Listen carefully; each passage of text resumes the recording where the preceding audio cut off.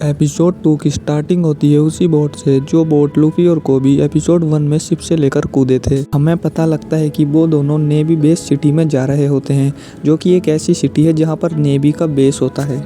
हमें ये भी पता लगता है कि लूफी जोरो को आज़ाद कराकर उसे अपनी टीम में शामिल करना चाहता है, लेकिन कोबी ये बात सुनकर डरा हुआ होता है और कोबी लूफी से कहता है कि जोरो बहुत ही खतरनाक पायरेट है। वो इतना खतरनाक है कि कुछ लोग उसे शैतान भी बुलाते हैं। इसके बाद वो दोनों नेवी बेस सिटी में पहुंच जाते हैं। वहां पहुंचते ही लूफी एक लेडी से जोरो के बारे में पूछता है, लेकिन जोरो का नाम सुनकर सभी लोग डर जाते हैं और लूफी से दूर भागने लगते हैं। इसके बाद कोबी लूफी से कहता है, लगता है यहाँ पर सभी लोग जोरो से डरते हैं। हालांकि वो किसी शैतान से कम नहीं है, लेकिन उन दोनों को उससे डरने की कोई ज़रूरत नहीं है, क्योंकि जिस बेस पर जोरो को कैद किया गया है वहाँ पर कैप्टन मॉर्गन भी है।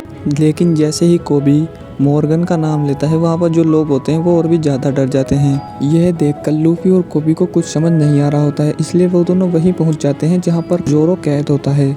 लेकिन वहाँ पर जो गेट होता है वो बंद होता है, इसलिए दोनों साइड की दीवार पर चढ़कर अंदर झांकने लगते हैं और देखते हैं वहाँ पर बीचों बीच एक आदमी को बांधा हुआ है, जो कि और कोई नहीं बल्कि जोरो ही होता है। जिसके बाद लूफी कोबी से कहता है कि हमें जोरो को आज़ाद कर देना चाहिए, लेकिन यह सुनकर कोबी बहुत ज़्यादा डर जाता है और कहता है कि जोरो बहुत खतरनाक है, अगर तुमने उसे आज़ाद किया तो वो तुम्हें ही मार देगा।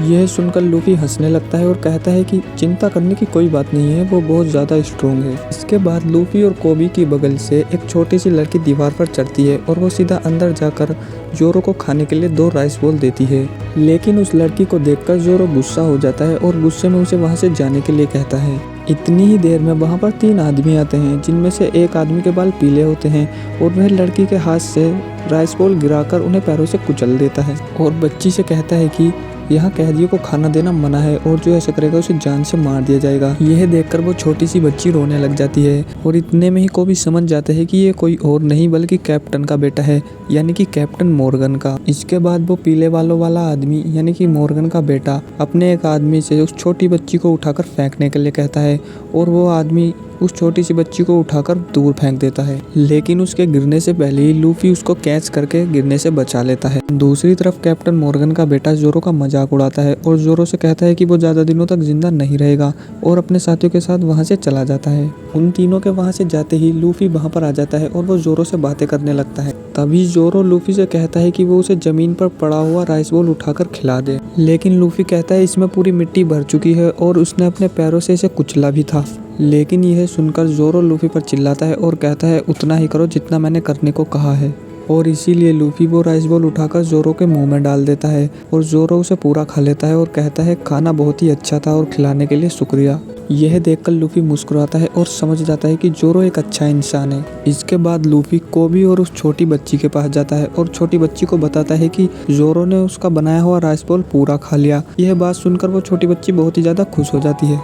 उसके बाद कोबी छोटी लड़की से पूछता है क्या जोरो सच में उतना ही बुरा है जितना लोग उसके बारे में कहते हैं। ये सुनकर छोटी लड़की कहती है कि नहीं, जोरो एक बहुत ही अच्छा इंसान है। असल में जोरो के साथ जो कुछ भी हो रहा है वो कैप्टन मॉर्गन के बेटे की वजह से हो रहा है। उसका नाम हेलमैपो है। वो लूफी को बताती है कि हेलमैपो एक बहुत ही बुरा इंसान है और वो सभी पर बहुत ज़्यादा दादागिरी करता है और कोई भी उसे कुछ नहीं बोल पाता, क्योंकि उसके पिता कैप्टन मॉर्गन है। वो एक दिन ऐसे ही हमारे होटल में आ गया था और मेरे ऊपर अपने कुत्ते को छोड़ दिया था, लेकिन जोरो भी वहीं पर मौजूद था और उसने मुझे हेलमैपो से बचाया था और जोरो ने हेलमैपो को पीटा भी था। लेकिन हेलमैपो जोरो से कहता है कि मेरे पिता कैप्टन मॉर्गन है और अगर उन्हें पता चला कि तुमने इस छोटी सी बच्ची और उसकी माँ को बचाने के लिए मुझे मारा है तो वो इन दोनों को जान से मार देंगे। लेकिन मेरे पास तुम्हारे लिए एक डील है, अगर तुम इस छोटी सी बच्ची और उसकी माँ की जान को बचाना चाहते हो तो तुम्हें 1 महीने के लिए कैदी बनकर रहना पड़ेगा, लेकिन उस पूरे महीने के अंदर तुम्हें कुछ भी खाने को नहीं दिया जाएगा और अगर तुम पूरा महीना सर्वाइव कर गए तो हम तुम्हें भी छोड़ देंगे और इनको भी नहीं मारेंगे। उन दोनों की जान बचाने के लिए जोरो कैदी बन गया और इस बात को 21 दिन बीत चुके हैं। इसके बाद हम देखते हैं कि लूफी और कोबी से थोड़ी ही दूरी पर हेलमैपो मार्केट में कुछ लोगों को परेशान कर रहा होता है। यह सब देखकर लूफी हेलमैपो के पास आता है, लेकिन वह जोर जोर से हंसने लगता है और कहता है कि वह कल होते ही जोरो को जान से मार देगा। लेकिन जैसे ही लूफी ये बात सुनता है, लूफी को बहुत ज्यादा गुस्सा आता है और वह हेलमैपो को एक पंच मारकर उसे नीचे गिरा देता है। इसके बाद हेलमैपो लूफी से कहता है कि तुम्हें पता नहीं है मैं कौन हूँ, अगर मेरे बाप को पता चला कि तुमने मुझे मारा है तो वो तुम्हें जान से मार देंगे। जिसके बाद कोबी लूफी के पास जाता है और उसे लड़ाई करने से रोकता है। तब लूफी कहता है अब मैंने ठान लिया है, अब मैं जोरो को आज़ाद करूंगा और उसे अपनी टीम में शामिल करूंगा। इसके बाद हम अगले सीन में कैप्टन मॉर्गन को देखते हैं जो कि अपने हेडक्वार्टर में बैठा रहता है। वहीं पर उसका बेटा आता है और रोते हुए लूफी के बारे में बताता है। इधर लूफी जोरो के पास आता है और उससे कहता है कि वो एक पायरेट है और वो अपनी टीम बना रहा है, इसलिए मैं तुम्हें आज़ाद करूंगा और इसके बदले में तुम्हें मेरी टीम में शामिल होना पड़ेगा। पर जोरो उसे मना कर देता है, लेकिन लूफी जोरो की बातों पर ध्यान नहीं देता है और कहता है कि तुम्हारे पास तो एक तलवार थी ना। जिस पर जोरो कहता है कि उसकी तलवार कैप्टन मॉर्गन के बेटे ने ले ली है। यह सुनकर लूफी हंसता है और कहता है कि मैं तुम्हारी तलवार वापस लेकर आऊंगा और इसके बदले में तुम मेरी टीम ज्वाइन करोगे। और ये बोलकर लूफी सीधा मरीन बेस की तरफ चला जाता है। इधर हम देखते हैं कैप्टन मॉर्गन अपने कुछ साथियों के साथ मरीन बेस के ऊपर खड़ा है और उसने अपनी एक बहुत बड़ी मूर्ति बनवा रखी है जिसे वो मरीन बेस पर खड़ा करवा रहा होता है। इसके बाद लूफी वहां पहुंच जाता है और छत पर चढ़ने के लिए अपना हाथ लंबा करके छत के कोने को पकड़कर ऊपर उछल जाता है। इसके बाद लूफी छत पर तो पहुंच जाता है, लेकिन उसकी वजह से कैप्टन मॉर्गन की मूर्ति टूट जाती है और आधी टूटकर नीचे गिर जाती है। यह देखकर कैप्टन मॉर्गन को बहुत ही ज्यादा गुस्सा आ जाता है और वो अपने साथियों से कहता है कि वो उसे पकड़ ले क्योंकि आज वो उसे जान से मार देगा। लेकिन इतने में ही लूफी कैप्टन मॉर्गन के बेटे को पकड़ता है और उसे उठाकर वहां से भाग जाता है। इसके बाद कैप्टन मॉर्गन नीचे देखता है और वो देखता है कि कोई जोरो को छुड़ा रहा होता है। वो और कोई नहीं बल्कि कोबी ही होता है। और हम ये भी देखते हैं कि उस बेस के अंदर वो लाल बालों वाली लड़की भी होती है जिसे हमने एपिसोड 1 में देखा था। दूसरी तरफ लूफी कैप्टन मॉर्गन के बेटे से पूछता है कि जोरो की तलवारें कहाँ हैं और वो डर के मारे उसे बता देता है कि वो उसके कमरे में है। इधर कोबी जोरो की रस्सियां खोल रहा होता है, लेकिन जोरो उससे कहता है कि वो ऐसा क्यों कर रहा है, उसकी सजा बस 10 दिन की और बची है और 10 दिन बाद वो लोग उसे जाने देंगे।